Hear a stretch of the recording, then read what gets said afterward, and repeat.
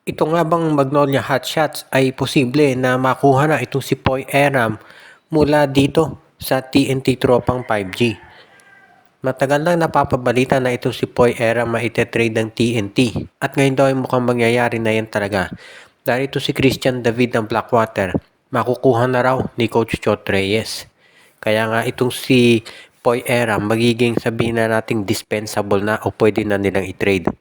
At ngayon baka ang mangyari ito si Poy Eram i-trade sa Magnolia kapalit nitong si Rom De La Rosa dahil ang hinahanap naman ng TNT ngayon isang small forward.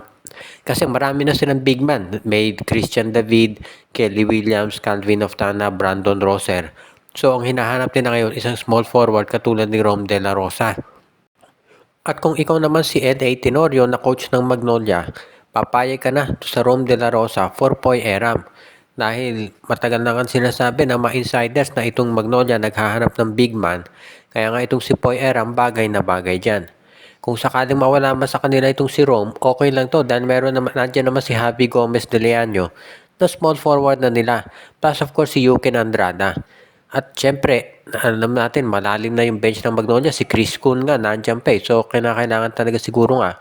Sabi ng iba, ito si Rom De La Rosa ay i-trade na. At kung makukuha nilang kapalit ay itong si Poy Eram, okay na yan. Alam natin maraming SMC fans hindi natutuwa dito kay Poy Eram pero sa totoo mahusay yan na center at forward na pwedeng magamit ni Coach L.A. Tenorio dito sa kanyang rotation. Kaya wala tayong nakikita na magiging problema dito pagdating sa sabihin natin pagpapalakas ng lineup nitong si Coach L.A. Tenorio. Ngayon, ito naman si Poy Eram makapag-a-adjust yan kaagad-agad dito sa Magnolia dahil syempre, alam natin, veterano na ang nabanggit na player. Napag-uusapan itong Blackwater ay kausap daw sila ngayon itong Phoenix Fuel Masters dahil ang Phoenix ay kabilang dun sa mga koponan na interesadong makuha serbisyo ni Cedric Bearfield. Ang balita nga kasi may bago na raw financial backer itong Phoenix at yung bago nilang backer daw ay ready na sabihin natin gumastos pagdating dito sa team na yan at gusto nga daw makuha itong si Bearfield.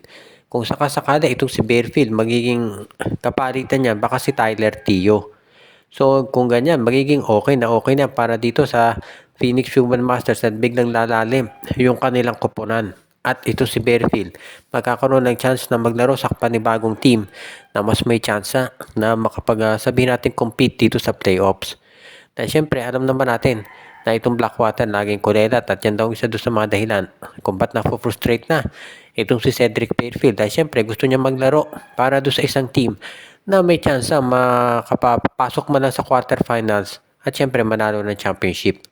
Itong Phoenix Fuel Masters mukhang desidido raw talaga na pagandahin yung kanilang kampanya dito sa Commissioner's Cup.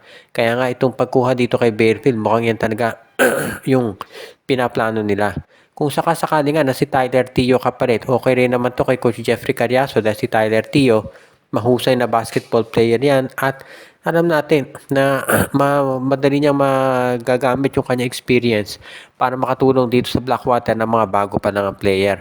Kaya nga itong si Coach Charles Chu ng Phoenix Human Masters, asahan natin nagagawa yan ng malalaking moves para dito sa kupunan ng Phoenix at itong si Jeffrey Cariaso tatanggapin yan.